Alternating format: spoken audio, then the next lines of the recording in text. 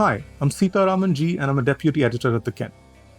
In the time it took for these words to travel from my keyboard to your screen, Donald Trump might have changed his position on tariffs 5 times and named the countries that are, in his words, kissing my ass. It's impossible to keep up with the US president's beautiful, beautiful mind.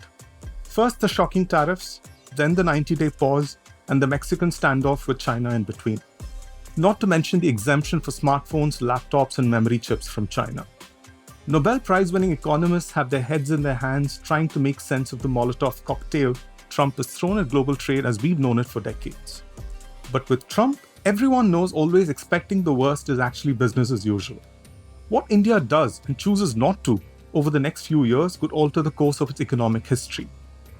Many commentators have rightly called this India's second 1991 moment. India had its back to the wall then, which made it realize liberalizing its economy was its only shot at escaping a crippling future. There's perhaps a lot more at stake now. The US will not continue to be an all-weather friend to India as it worries about its own economy and lowered status in the global pecking order. Adversarial neighbor China will unleash more of its manufacturing and technological might on the world.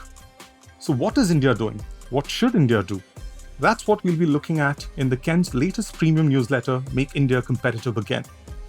And the first edition is titled, Make in India is a Tariff-war sticker job. One of the first reactions to Trump's tariffs in the Indian media was, let's have more of Make in India. Launched in 2014, months into Narendra Modi's first term as Prime Minister, Make in India was our MAGA, or Make America Great Again, even before Trump claimed MAGA from Ronald Reagan. The rationale behind the calls for stepping up domestic manufacturing is fairly obvious. The pain the US inflicts on China will work to India's advantage, given the wide gulf in tariffs on the Asian giants. This is perhaps prompted by the success India has lately had in assembling smartphones, which are now India's single largest export commodity. But drawing a straight line from that to India's so-called manufacturing resurgence is a case of missing the forest for the trees. In fact, the first decade of Make in India is quite telling.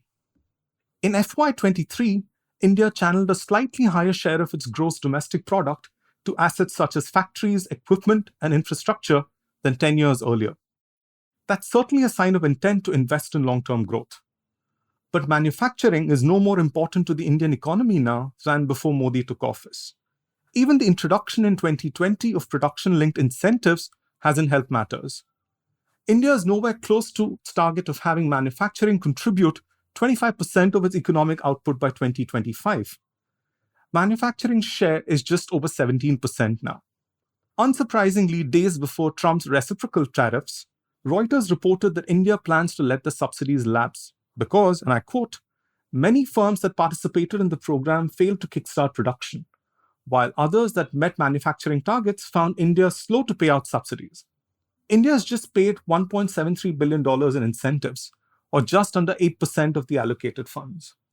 If weaning itself off Chinese imports was the first motive behind India's manufacturing push, the second was to find jobs for its burgeoning workforce. But manufacturing has come a cropper here. In the 9 years to FY23, the last year for which sector-wise numbers are available, manufacturing added 8.2 million jobs, but its share in India's employment slid.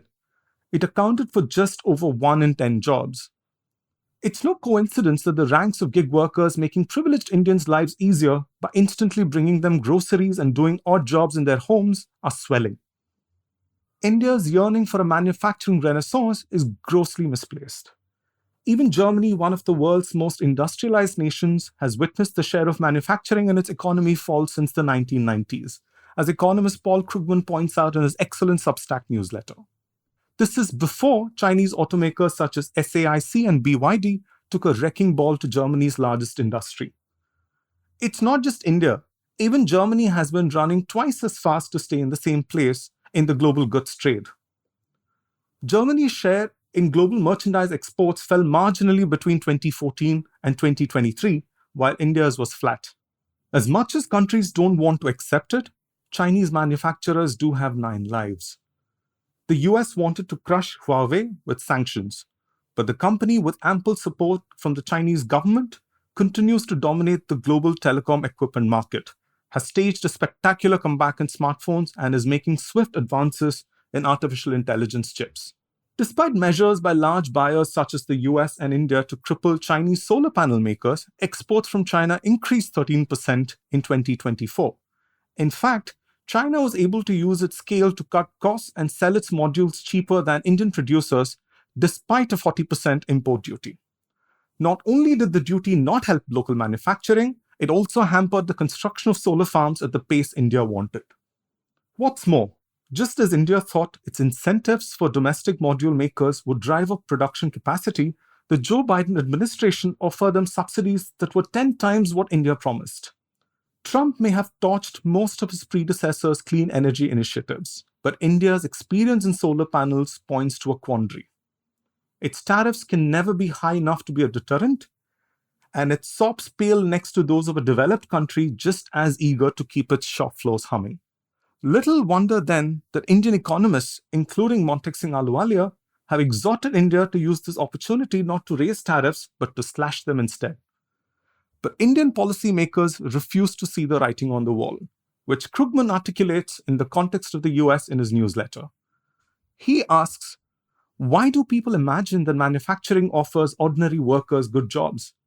In part because it used to, not because there's something inherent about working on an assembly line that leads to good wages, but because once upon a time, many manufacturing workers were represented by strong unions. Now they aren't, and manufacturing jobs are nothing special. India's interventions in recent years have at best halted manufacturing's inevitable decline. Of course, there will be silver linings, like the seemingly juicy opportunity in smartphones.